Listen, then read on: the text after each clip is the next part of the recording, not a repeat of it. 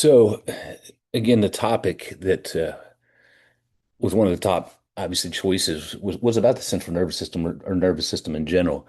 And again, I'll come back and do a little bit more specifics with. I think stress management is a big component with the central nervous system. But what we're going to hit on today is hidden drivers of performance, fat loss, recovery, understanding from a bigger picture how the nervous system can impact or benefit. It's not always going to be a negative component, just how it interacts with what you guys are trying to accomplish with inside our program and how the correlation is. So what we'll jump through is obviously we'll jump in the central nervous system. What does it actually do? The difference between stress and recovery, because I think there's a lot of misconception, and I had to learn some of this on my own as well. And obviously, as which I'll tell the stories more as we get into that. Why your nervous system influences or can influence, fat loss. I'll touch on that because sometimes there's a misconception there. And then how your central nervous system impacts strength and muscle growth, and then ways to improve recovery. So we'll go ahead and jump in and address this. Most people think progress depends on better workout. I would say harder workout, more workout. Obviously, better nutrition is always going to be uh, a foundational component. More cardio, better supplements. Well, yes, you have to have a really good foundation of these components, but they're only one part of the equation. The nervous system determines how well the body is going to respond to all this stimulus. So, it's one of the foundational components, and that's why we talk about stress, talk about um, recovery, talk about sleep, which I will kind of hit on some of these components because there's a bigger picture. A lot of these things work congruently.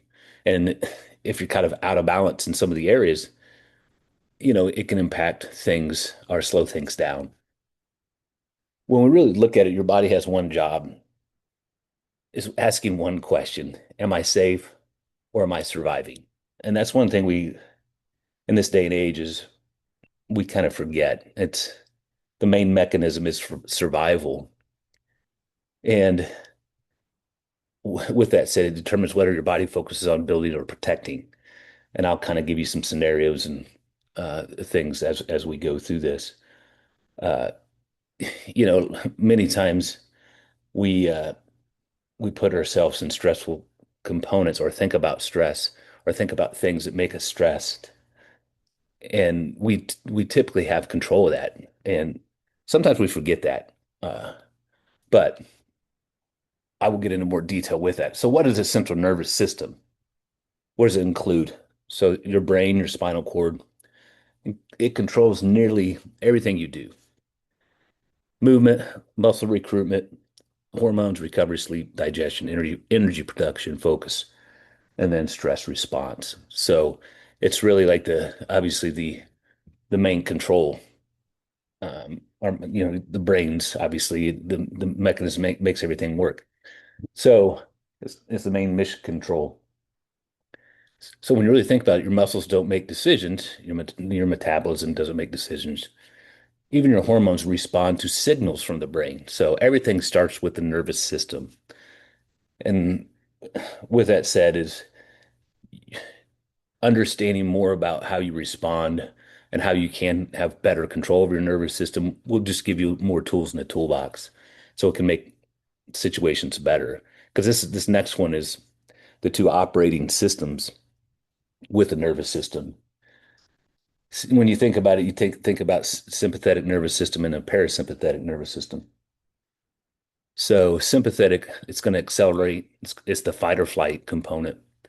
Performance, stress, action. It's not all bad because it keeps us out of harm's way for the most part. It allows us to do things in a manner that more from a survival component. And then when you think about the parasympathetic, the other side is more of the break, recover, repair, digest, build, adapt. You want to be able to move in between both systems, and that's what they're designed for. Many people get stuck, and I see this quite often. Many people get stuck with the accelerator pressed down. Interesting part, what I'm saying there is we're in the sympathetic. So our bodies can survive in that for an extended period of time. And what you'll typically start to see is things start breaking down. What I'm saying there, we can survive in the sympathetic, but we do need to be able to push ourselves back into parasympathetic. If somebody is more sympathetic driven, high stressor, the systems start to fatigue, right? And it depends. That's going to be based upon individual. Whether it's a hormonal response, there's a lot of different responses that will show themselves with people who run more in that sympathetic realm. And there's just ways to, just like anything with the body, there's ways to help train these two systems and train your body to be able to move from one um, operating system to the next fairly quickly. And I'll briefly touch on that, but I think that's a whole nother presentation we'll do. When we really think about stress, it's not always bad because you use stress and stress response to lift weights, to compete, solve problems, react quickly, obviously stay alert. And you really think about it, lifting exercise is actually a stress itself. You're stressing the body. So the goal isn't to eliminate stress, it's really to understand how your body is how it communicates with stress, the nervous system, sympathetic and parasympathetic. That's probably more of like the sweet spot. And again, I'll probably dive into another conversation. So the goal is recovering from it. So being able to have stress, but also recover quickly from stress. And we really look at it nowadays, we're overstimulated with all the things and technologies we've developed. Not necessarily a great thing, but I mean, it can be. But on the other side, it's created other problems. So your body's going to react to what? Deadlines, financial pressure, lack of sleep, obviously poor nutrition, relationship conflict, even traffic, social media, overtraining, undereating. It's not going to distinguish between emotional or physical stress. Very well, probably at all, really. I mean, that's how evaluating what your stress is through your lens is going to be important because many times, and even I've done this myself, it's caused my stress response to be high when it really shouldn't have been or didn't need to be, just based upon some programming and some things that I picked up, you know, along the way, and then that's environmental impacts. What I'm saying there is what you learned from childhood on. When we really think about it, recovery is where obviously the results happen. Training and workouts are going to create the stress. Recovery creates the adaptation of the body. Without the recovery, there's no progress.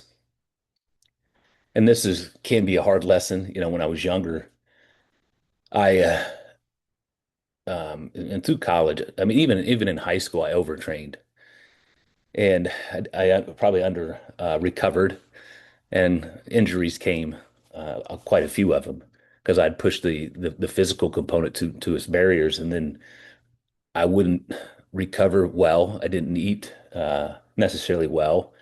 Um, and it started showing itself in different ways, even when I was younger. Now looking back at it and understanding some of the training components that I was putting myself through. So what happens during recovery?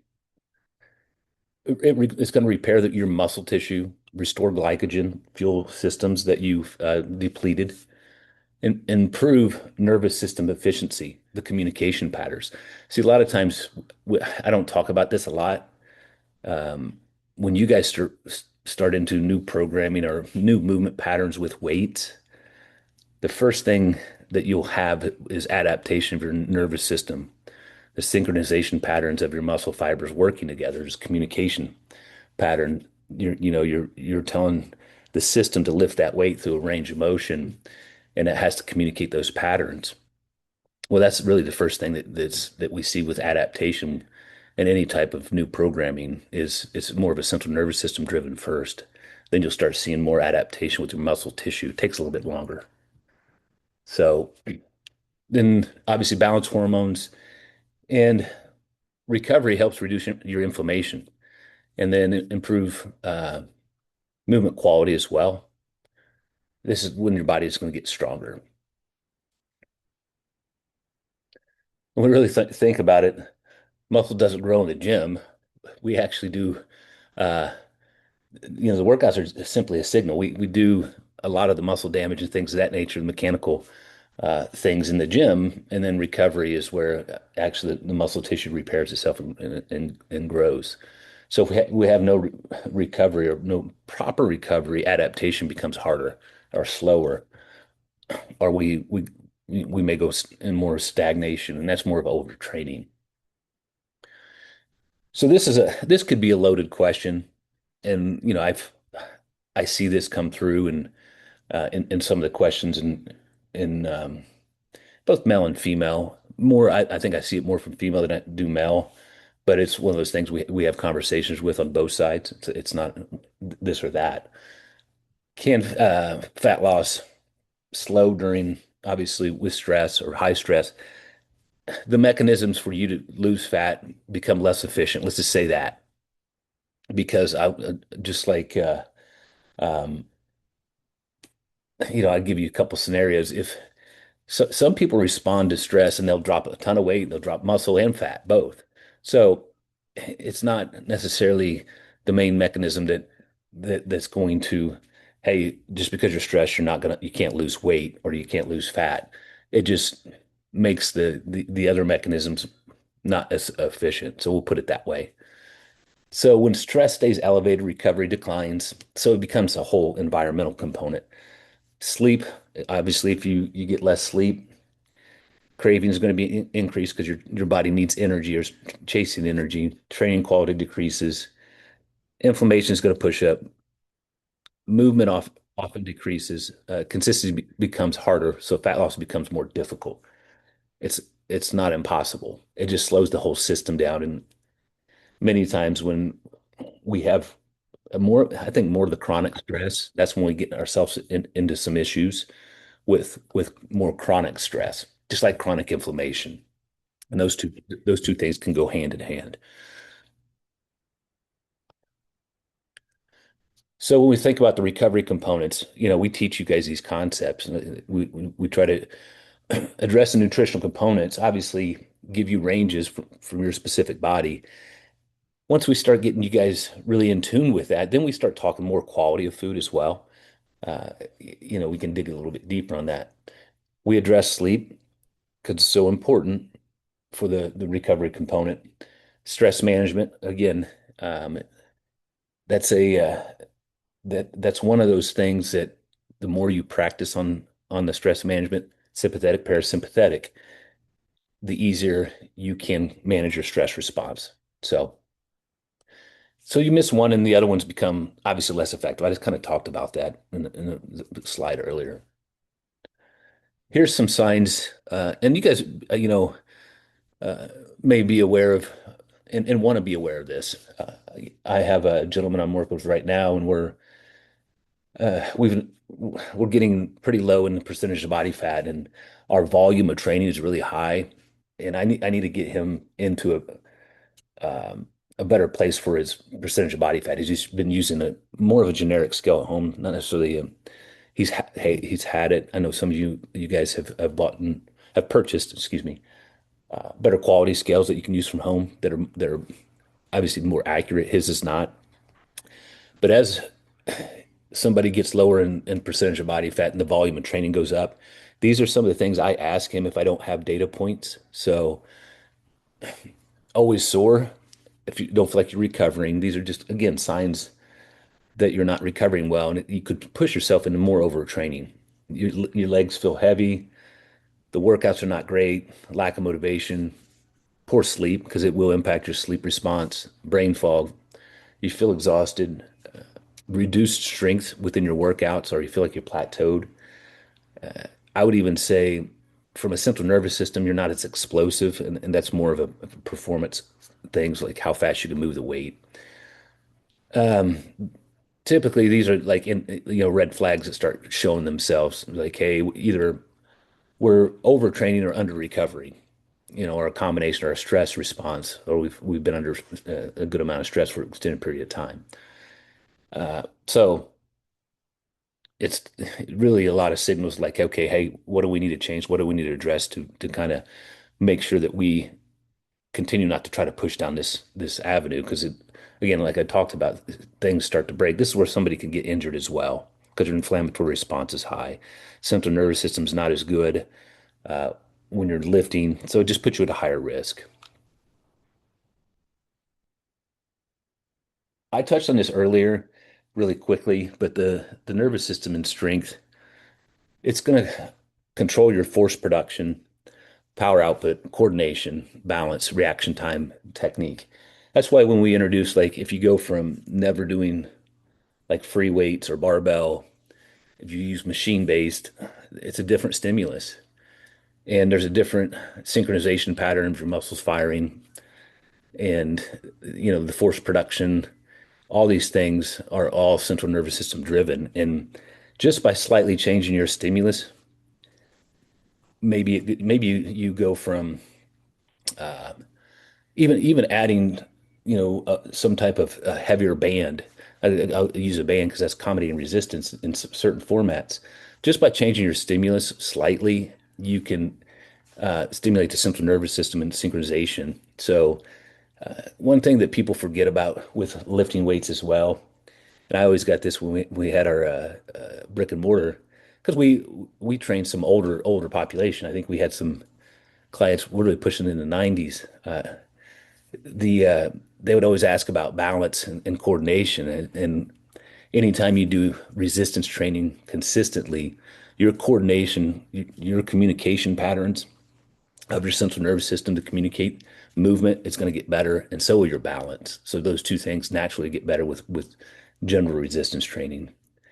Most people just don't understand that, but it's all generated from the communication, the pathways, and being able to continue to stimulate those pathways. And as we age, that's why it's so important to have some type of lifting throughout your lifetime because it's going to allow you to keep your balance, coordination, and longevity. So, and you guys may have came from this realm that like I have to go work out hard every day. I have to be in the gym every day. I know sometimes that's a well, it's a misconception because more is not always better. You always want to go back to quality. So we want to look at better recovery leads to higher quality workouts, right? So you can push yourself, more in the gym, allow yourself to recover, get the inflammation back down, because resistance training and lifting pulls your natural inflammatory response down. So anybody who does resistance training has a lower inflammation typically in comparison to somebody who doesn't. That's why if you take more than 2 weeks off, 3 weeks off, typically around the two marker point, you hit that third one. If you haven't done any type of resistance training, your inflammation starts to increase. So your aches and pains start, talking to you a little bit more if you've ever noticed that.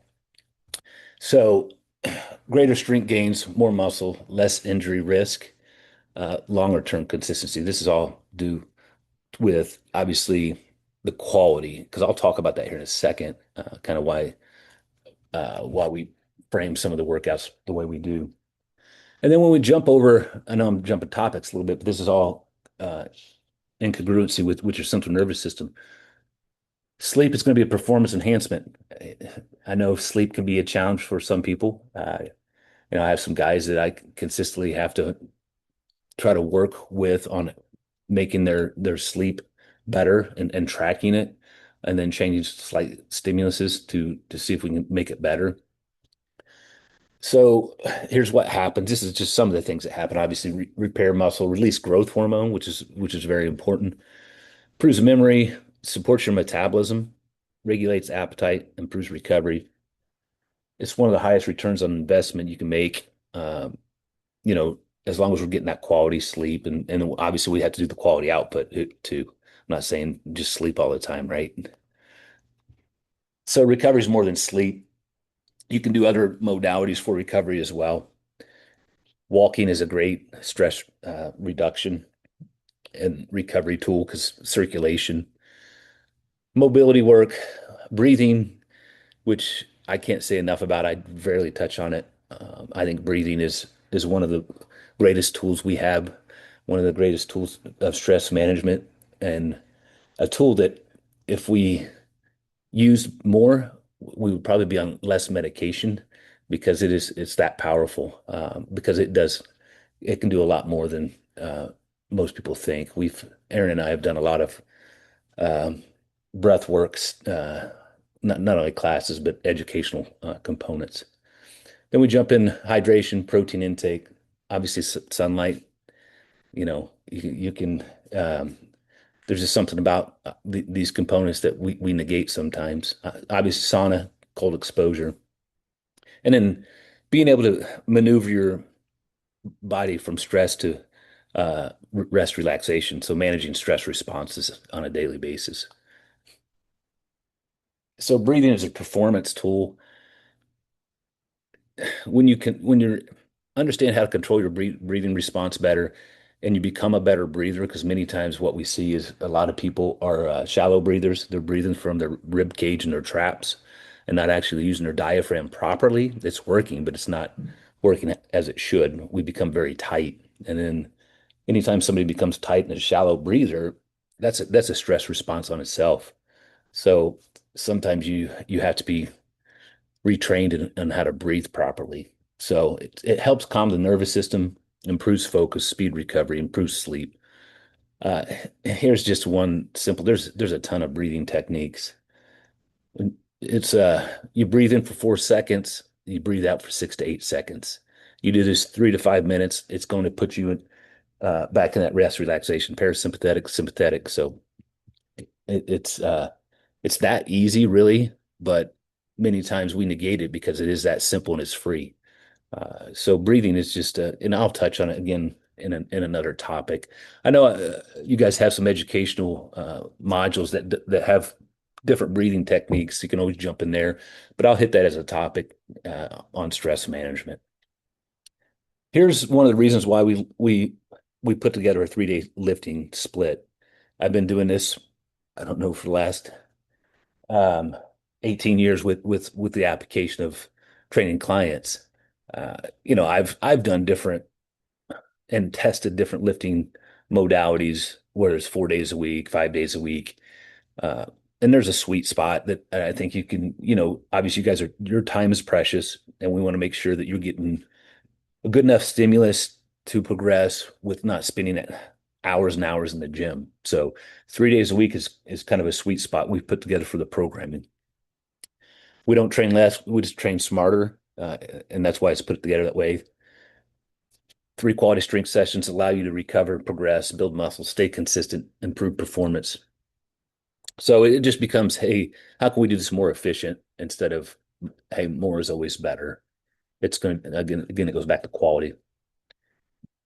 The goal is not necessarily to be tired. The goal is we want you to become stronger, healthier, more resilient, because that's going to be part of resistance training, more energetic because your metabolic process. Obviously, if you want to, I would say more athletic. You just become better at communication patterns and movement and balance. So, and then more capable. So fatigue is a measurement of fatigue isn't the measurement of a good workout. It's not always like, hey, I have to be so fatigued that um, I can't even walk out of the gym. It's really are we seeing the progress? Are we consistently getting better at the movements, range of motion? Is our strength going up? And then you guys will notice that as if some of you have been with us long enough, you will see some recycled programming because we need to go back through some cycles because you should be stronger and your volume will go up. So you will be doing a lot more work because when you're stronger, you lift more weight. When you lift more weight, the total volume that your body's taking on as a stress is higher. That's just a generic version of that. And then performance requires balance, right? Too little stress, no adaptation. Too much stress, poor adaptation. So there's a sweet spot. That's why a lot of you guys, our foundational components is hey, let's address these foundational things that many people negate, right? Sleep, movement, hydration, stress, and then we'll start going, okay, what does the workout look like? What does nutrition? Because a lot of times what we do is we jump to things too high, and we need to address the foundational components. So sweet spot, we have enough stress, we have good recovery, we have adaptation, we progress. Again, and this is going to help with balancing the hormones naturally as well. And I know many times I see conversations come in from more from women again because guys don't talk about the hormones enough, which they should. Um, some of the ladies come in and it's like, how do you naturally balance your hormones? Well, all these things will help naturally balance your hormones. Many times it's not just one thing; it's the environmental component as well. So again, your body's not working against you. It's going to consistently adapt to the environment you create. I talk about this a lot in the guy side. If your environment's not conducive for you to be successful, the fastest way for you to see change is change your environment, or create a different or better environment. So it can have a lot of impact. So when recovery improves, everything else becomes more effective. So the central nervous system is one of the foundational components. And some of the big takeaways from this: stress is necessary, but if we're pushing into chronic stress, that's when we get into trouble. That's when we're going to see systems start breaking. That's when we're going to start not feeling so hot. It's going to be, nutrition usually goes to the wayside. There's a combination of components that chronic stress will start to really create a poor environment for you and a health environment as well. Recovery is always going to be part of your training plan. So, the central nervous system, it helps control the performance. Better recovery leads to better workouts. Better workouts lead to obviously more muscle. We're trying to put some lean tissue on you guys. More muscle supports better metabolism, body comp, health, and then obviously the longevity component. So the you know, and I know some of you are in different phases of our program. Some of you are probably in heading to, and I'm playing around with this in the backside, is we have the ability to lay out where you're at in our program. It's a software component. So I'm testing it right now, and I'll probably test it on a few of you. Basically, what it does is it helps us identify what phase you're in. So if somebody's in a recomp, 100% recomp, so say they hit their percentage of body fat and they're trying to put lean tissue on, because for women, it's it does take a lot more effort and time to put lean tissue on in comparison to men. It's the hormonal component. Um, in with that is we change some of the components of how we, coach you up and maybe manipulate your programming and manipulate your recovery and nutritional components in whatever phase. But I have the ability to start setting you guys up in phases where you can see it from a visual standpoint. So we'll probably play around with that here, uh, just to test it out to see if it's a good tool to use to help guide you on which phase you're in. But anyway, I started getting off track a little bit. The central nervous system has a lot of impact. I think um, understanding the central nervous system from a bigger picture, that was kind of the whole concept here. Uh, then digging into, I think, the bigger thing and another obviously topic that I will address with you guys is how can we control our central nervous system better? What modalities can I implement personally to help control the central nervous system, manage my stress and state?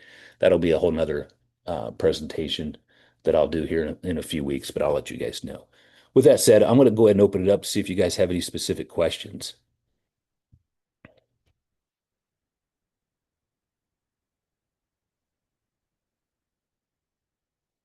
I know it's a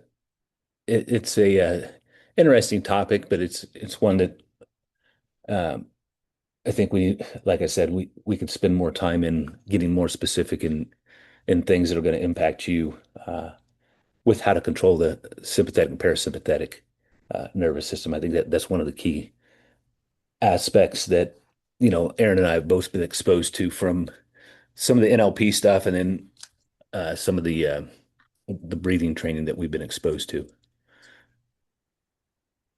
Any other? You got a question? Yeah, well, I was Yeah, just sure. gonna say, Yeah. I know that I need to, so I have a Hume scale and Mhm. um I don't know that I don't know that the like body fat percentage is accurate. And I've been meaning to get to a place that has a whatever kind of body fat machine thing. Aaron told me, and the closest place to where I live is like 45-minute drive. And Mhm. so, and they don't open till 10 in the morning. And the whole thing just doesn't really fit into my life because I don't wait till 10 in the morning to eat or drink and Yeah. all the things, you know. And so I haven't made it there, but I sit here and think like I don't know how much body fat percentage I've actually lost since I started with her on April 1st because since then I've lost like 11 pounds and like I can tell so much in my body that my body because like I wasn't like I didn't have it like I probably only have like 4 or 5 more pounds maybe to lose, but then I'm going to be putting on muscle because of recomposition. Mhm. And so um it's just so confusing to me because I'm like, what is my actual body fat percentage? Because I don't feel like, it's saying it's 30%. And Aaron's telling me, you're gonna want to be around 25. And I'm over here like it's just like this thing, Yeah, you know? yeah, yeah. No, I get it. I get it because we get these questions all the time, specifically percentage of body fat. I think the hardest part. So we have I don't know, I think we spent like $7,000 on our in-body scan that we have, and there is still a degree of error in it. I've tested it enough myself, um, so that is the hard part. Can you get one that's more accurate? Of course, of course. Did you start when you started the program? Did you have that scale? Yeah, I did. And it said it was like 32 or 31.5% body fat. And now I'm at like 30.7. And I'm over here like, And you've but if lost I've 11. lost like 11 pounds, I feel like I've had to have lost more than 1 to 1.5%, Yeah, right? Like that just you doesn't start seem right to me. you start doing the math. Yeah, that's not adding up. Well, no, it's not mathing to me either. And so I don't let it bother me because I'm over here like, well, this is just some stupid device that's supposed to give me information, right? Yeah. Um, but it's just like I want to know like where I am at and like and where I still need to for sure get to or where I want to get to, you know? Yeah. Yeah, unfortunately, those are data. It is data. It's not going to be perfect. Right. It's a good tool. Um, even like I said, even ours that we have, I think there's a three. I've read up on all the studies on it, and there's like a 3% degree of error. So like I could be up to a 3% body percentage of body fat. So that's a bit. I mean, that's That's a lot. yes. Obviously, we try to control all we can control with how we do the testing, when it is, hydration, all that stuff. Those things specific. It's a bioelectrical impedance as well, and that's the same thing as those Hume scales are. There's just your fluid has so much impact on that result. So the only thing you can do is you would have to go seek out like a DEXA scan or something like that. Yeah. I wish it Uh, was more readily available by where I'm at, but it's just not. So yeah, it's not like, yeah. The other thing you want to do is keep getting the visual components because visual tells you a lot. It's not going to be perfect, but we typically I can look at somebody and get a good estimate of percentage of body fat. That's the other thing that you want to keep those, and that's why those pictures are so important because sometimes people they may not put the pictures, but when you have that data and then you look at this, then you look at the how much you've lost, you're like, wow. things have changed a lot. This has to be more of a percentage component than it, you're not saying losing this lean tissue. Yeah. Well, no, and I said that to Aaron the other day. I was like, because I try to take pictures every 15 days. So like so that I have like an idea, right? Yeah. And Yeah. I looked at back when I started and I said to her the other day, I was like, wow, I feel like I looked so like puffy and bloated. Like I didn't realize it at the time, right? I knew I didn't feel super great or loved where I was maybe at, but I'm like she's like, oh yeah, like your muscles are starting to like what she calls suck in. And I'm like, yeah, they are. Like I like what's happening here. Mhm. Like, Yeah. even though I never thought it could happen like the way it is. Yeah. So the hard part with those scales is specifically when we're carrying, or more inflamed. When we have more adipose tissue, we're going to be carrying more water as well. So there's the water weight is a big deal. That's why I just said that, those scales pull off water. What I'm saying is if somebody was just slightly more hydrated or dehydrated, that impacts that result of the scale. That's always the hard part about bioelectrical impedance. That's just it is what it is. We just have to use it for what it's worth, right? So just keep monitoring it, and if you can get access to a little bit higher level, great. Um, if not, you're doing the right things, right? So you're monitoring everything, you're doing the pictures, and Yeah. your body will continue to adapt and change to a look. And that's what. I'm training the guy I'm training right now. Same thing. He has an older scale. It's not right because we've been watching the percentage, and I had a coaching call with him last week, and I could tell, and I was like, hey, he needs to send me pictures because it'll just help me identify kind of where he's at. Again, it's going to be estimation. It's not 100%. But pictures can go a long way. Measurements can help as well, but th those two components, if you can't get access to a higher level place to do percentage of body fat. Yeah. I find measurements hard because I'm like, when I did this like 30 days ago, did I put it on the same exact Yeah. spot on my you know what I mean? Like it's Yeah. so like unless I Yeah. draw lines on my body to know exactly where I did it the last time, it's kind of like, Yeah. did I put it here or not? Like, And technically that's how you're supposed to do it. We stopped doing all that stuff when I had a staff because there was too much degree of error. Uh, yeah, yeah, so that's why we had the electronic component take over because there's too much degree of error from tester to tester because my staff would test, and it wasn't fair to the client because it was too much degree of error. yeah, I get it from the measurement standpoint as well. You can throw those off fairly easy. for sure. Yeah. But I mean, you're doing all the right things. I know there's probably a little bit of frustration there because you don't know the exact number. The interesting part with that is what we've seen from over the years using these scales. When you're a higher percentage of body fat, typically the accuracy is not great. As you start dropping, it starts getting a little bit better. As you get more leaner, it's going to get even because again, the less variance of water. Sure. because No, that makes sense. because the electrical component goes through dense muscle. That's why so fat tissue is going to be slower, so the slower response in the bioelectrical impedance. This is explaining what the tool does.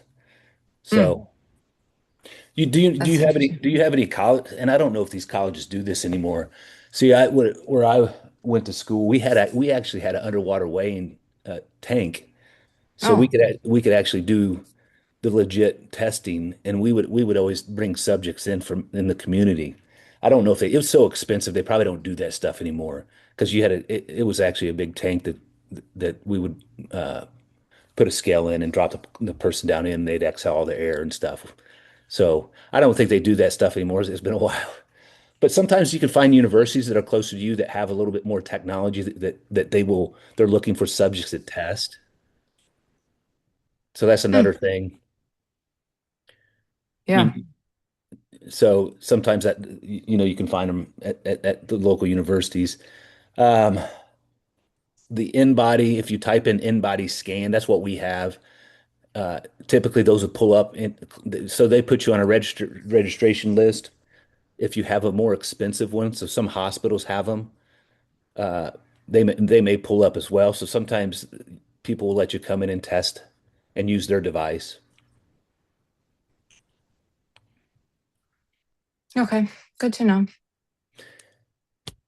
The good part is you're moving in the right direction. You're seeing good results. So now it's just like, hey, I want to get these numbers for my own, obviously, next steps. I get it. Yeah.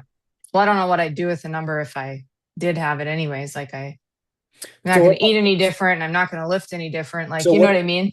what it would do for us from a practitioner standpoint is like, hey, it'll give you ranges. Like, here's where we can get you.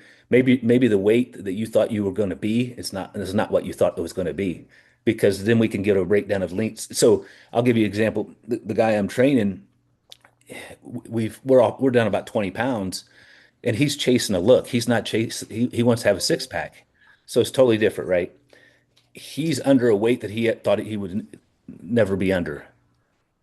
So that how much lean tissue, how much fat, and the scale kind of gets thrown out. The scale kind of gets thrown out the window. It's how much lean tissue, what your percentage of body fat is, and then what you look like. Yeah. No, I just started working out in a gym last week because my up to 40-pound dead dumbbells just weren't enough anymore. And I was like, okay, I guess I got to get a gym membership, Aaron. I got to get to the gym. Yeah, that's gonna help. That's gonna help with your adaptation. So you'll be able to push yourself with loads and volume. That will allow your body to change even more. Yeah, it'll be interesting. I'm doing things in the gym that I typically work out at home because I don't like to deal with people. I'll be honest. I don't want someone in my way and I got I to get wait it. to do what I want to do. And so now I'm like, when I registered for my membership, I was like, is it busy at 6 a.m.? Because that's when I want to come and I don't want people. And she's like, actually, it's a slow time of the day. I'm like, perfect. Yeah, I get it. I Look, tried. we had our I own tried. we had our own facility for 18 or 17 years or whatever it was. So when we had to go to a public gym again, it was pretty rough. Well, our school by us, you can get a free membership to the school's weight room. And so I did that. And I went there last Wednesday for my first time going in the gym. I mean, I'd worked in the gym, out in the gym years ago, right? But last week, Wednesday, I went. I had one machine left I needed to use. These two high school boys came in and